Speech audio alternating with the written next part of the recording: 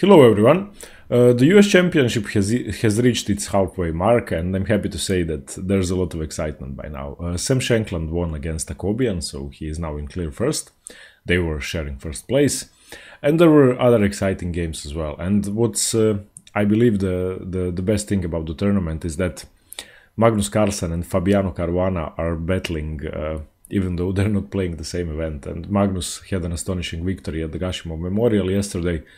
And in round 6 of the US Championship, Caruana played his best game so far. He was playing against Ray Robson with the black pieces.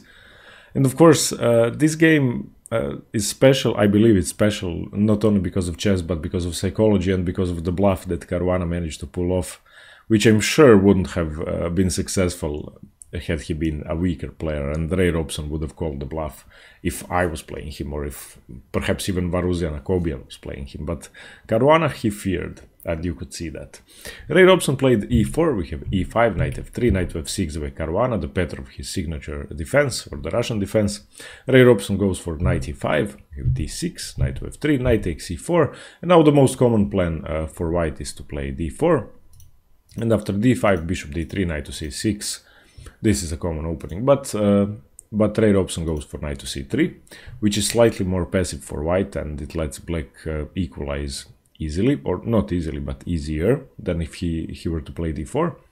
And we have knight takes c3, of course, d takes c3, doubling white's pawns, bishop to e7, bishop e3, castles, queen to d2. This is all theory, there's 10,000 games from this position, and you could have seen Caruana play this at the candidates and at the Grenke Classic as well. Now knight to d7, white castles queenside. This is the idea that both sides castle on opposite sides and attack each other's king. Now from this position on, the most common move for black is knight to e5, to which white will most commonly reply with h4, striking on the king side, starting an attack.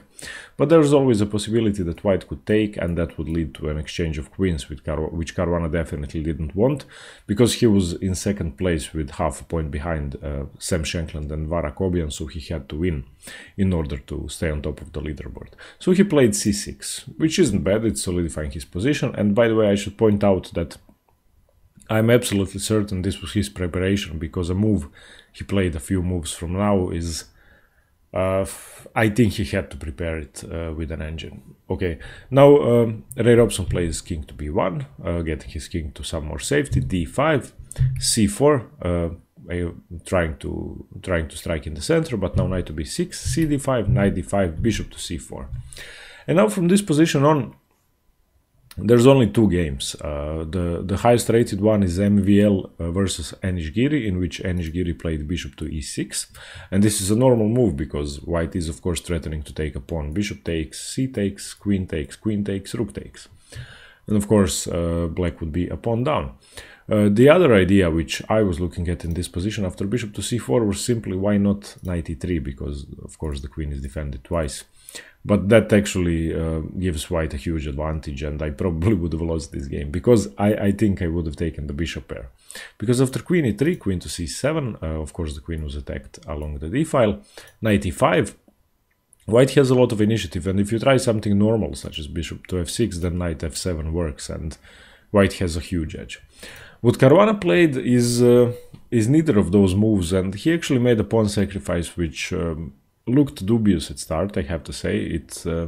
But after a few moves it started to make sense. He played bishop to f5, attacking the weak c2 square. And now, of course, Ray Robson has nothing else to do but to take the pawn. He took bishop takes, c takes, and queen to c8 now by Caruana, of course attacking the c2 pawn, and now Ray Robson has to react. He played knight to d4, attacking the bishop and defending c2 simultaneously, bishop to g6, and now king to a1, getting away from the pin along this diagonal, and of course now the pawn is movable, and he can even solidify with a move such as c3.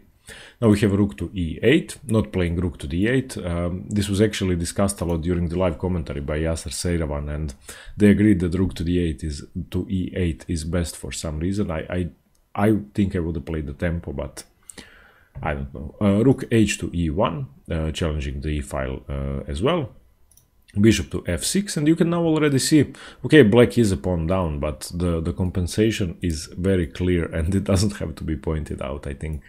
Of course, if he manages to get a5, a4 in, then the position would be busted for white.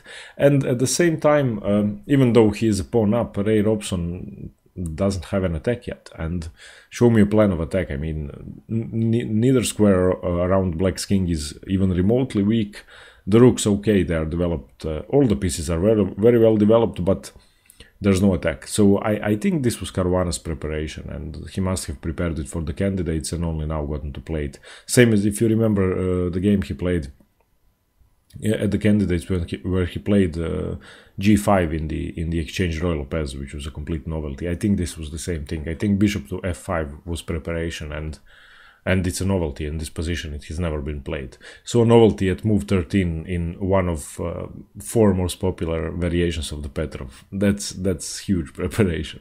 Now c3 solidifying rook to e5. Yes, and in this position, before rook to e5, everybody was talking about the move bishop to e4, and it does seem logical. Of course, it's taking the g2 pawn, but after queen b3, bishop g2, black is slightly better, he has regained his material, but you are getting your pieces away from the attack. And after knight to b5, now threatening some stuff if black isn't careful, then of course, yeah, f3 could have been played as well. And after knight to b5, let's say rook to d8, challenging the d file, rook d8, queen d8, bishop takes a7.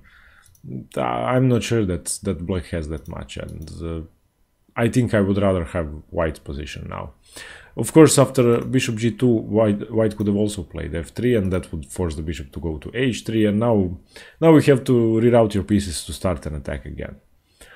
But after c3, Caruana didn't go for that. He went for a mistake which I don't think is a mistake. Rook to e5, challenging the queen to b3, and now a6.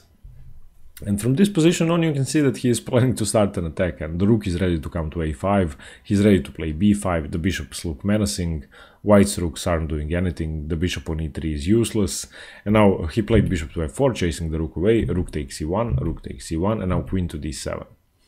And after bishop e5, challenging the f6 bishop, Caruana played rook to e8, pinning the bishop to the rook. Of course, bishop f6 loses immediately, and now f4, solidifying the bishop to d8, declining an exchange, a4, and now h6, making loop for the king, rook to d1, attacking the queen and x-raying the queen, and of course the queen should move, queen to g4, rook to d2, defending the g2 pawn, even though it was slightly unnecessary. And this is now the move in which Caruana played a move that was clearly losing material, and I don't think the variation was that hard to calculate. I mean, okay, it was, but it wasn't impossible, and I'm sure Ray Robson saw the position I'm about to show you. But he still didn't call the bluff. Caruana played b5. And now let me just explain what the dangers are for white. Of course, should the a file open, there's a mate in 3 moves hanging all the time, because the bishop is covering b1. The king, of course, can't go to a2 if something checks it from a8, and that's the dangerous thing that was hanging over Ray Robson's head. Of course, this pawn should be taken. Now, first of all, Ray Robson took once, a takes b5, a takes b5, and now the point is that if he doesn't take the pawn, then Caruana got away with murder, of course, and that's just better for black now, because he has an open a file and he didn't sacrifice anything. Of course, if Ray Robson takes with the queen, then black doesn't have that much time to do something, because the rook on e8 is hanging. So the only move would be f6, defending the rook, chasing the bishop away. And after bishop to d6, bishop to e7, you can see the problem of bishop to d6 for black, and that's, even if you do open the rook up, the bishop is always able to return to a3, and that's calculating only 3 moves in advance, and I'm sure Ray Robson saw this position. What he didn't like, I don't know, because after here pinning the rook, of course you can check, and now bishop a3, and now the best move for black. You might think that bishop takes works. It doesn't. Bishop takes a3, fails to queen to d5 check, losing the rook. So there was another move though. After bishop to e7, okay, after rook to a8, bishop to a3, there was a move that did work for black, but it's much better for white. Of course, bishop f7 is threatening checkmate in a lot of positions. If the rook takes, especially, of course, if rook e7, queen to d1 is checkmate. But after bishop to f7, white doesn't have to react. White can play something normal, like queen to b7, attacking the rook, and you've got nothing. There was nothing in the position. However, after a takes b5, Ray Robson didn't dare take the pawn, and he played queen to d1. And now the position is, of course, completely winning for Caruana. There's nothing Ray Robson could do. He's trying to exchange the queens. Of course, Caruana resigns, queen to d7, and now you can see the problem. The b1 square is still covered. The queen is threatening to come to a7, and what are you going to do? There are a few ways to defend. The best way is knight to c2, trying to get to the a3 square to cover the checks. And he played, after queen to d7, he played f5, and this is of course blocking out the bishop from the b1 square, but there's a killer move in this position for Caruana. He plays bishop to g5, and this is now attacking the rook, of course. And if f takes g6, then bishop d2, queen d2, rook e5. If after queen d2, gf7, then queen f7, queen d2, queen f1 check, king to a2, and rook takes e5. You can see that black is an exchange up for a pawn, so black is winning materially and positionally. But after bishop to g5, Ray Robson played an even more inaccurate move. He played rook to d3, moving the rook away, and now bishop f5, knight to f5, queen to f5, and he played the losing move now. The best move was bishop to d4, holding on, perhaps, but he played bishop to g3, and there's a clear problem with this move, and there's a simple geometric pattern that forced white into a losing position. And you can see that this rook is loose, of course, and if you manage to attack it twice, ideally pin it to the king, then of course black would be winning. So this is what, during the live commentary, they were calculating this, and it took them maybe 1 minute without an engine. So I'm sure Caruana solved it even sooner. Rook a8 check, king to b1. Of course, now the king is pinned, and he had no other squares. Rook to d8. Now attacking the rook twice, the king has to go to c2, and now b4. If you don't take, b3 is winning the rook, of course. If you take, then you can see that the king can be cut off from the defense of the rook. Rook c8, king to b3, and now queen to e6 check. He has to pin himself again. If he doesn't, it's checkmate in 3 moves. Now rook d5, rook to d8, pinning for the second time, king to c4, and now the killer blow, queen to c6. And now you have to lose the rook. If king d4 defending, then queen d5 and winning the queen as well. So Ray Robson resigned here, and of course he is 150 points lower rated than Caruana, but take the bluff. I mean, if you think you're losing, and he should have known that he was losing if he doesn't take the pawn, I think. I mean, in this position, if you don't take the pawn, you can't think you're better or equal. If you don't take the pawn, you have to be worse. So I think he should have taken the pawn. I mean, if you calculate that your bishop can come back, to a3, then what's the problem? I mean, you're winning this position, and Caruana would have been busted had he taken the pawn. I think Ray Robson will be suffering a lot because of his cowardly play in this game, and I hope he can pick himself up. And as for Caruana, this was astonishing play. I mean, poker face Caruana, and definitely a great bluff, which wasn't that easy to calculate, and he got paid off.